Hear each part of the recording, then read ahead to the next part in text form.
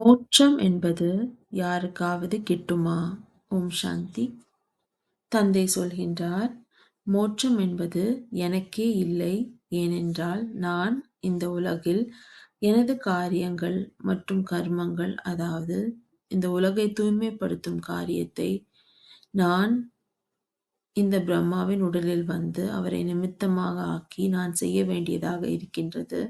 நானும் இந்த உலகத்தில் எனது நடிப்பை நடித்துக் கொண்டிருக்கின்றேன்.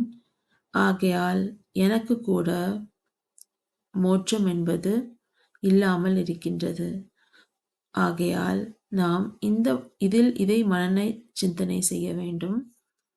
அதாவது பகவானுக்கே மோட்சம் இல்லை என்றால் நமக்கு எப்படி கிட்டும்? மோட்சம் என்றால் பிறவாத நிலை. அந்த பிறவாத நிலை என்பது சாத்தியமற்ற ஒன்று. ஏனென்றால் அனைவரும் அவரவர்களது நடிப்பை இந்த உலகில் நடிப்பதற்காக கண்டிப்பாக வர வேண்டும். மோட்சம் என்பது யாருக்கும் கிடைக்காத ஒன்றாக இருக்கின்றது. ஏனென்றால் பகவானுக்கே மோட்சம் இல்லை. அவர் தனது பாகத்தை நடிப்பதற்காக இந்த உலகில் அவதரிக்க வேண்டியதாக இருக்கின்றது.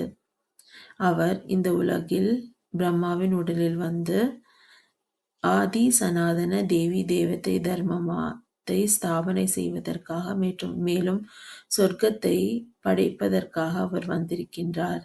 ஆகையால் அவருக்கே மோட்சம் இல்லாமல் இருக்கும் பொழுது நமக்கு எப்படி மோட்சம் அடைய முடியும்? இதை மனநே சிந்தனை செய்து நன்கு புரிந்து கொள்ள வேண்டும் என்று தந்தை நமக்கு சொல்கின்றார். ஓம் சாந்தி.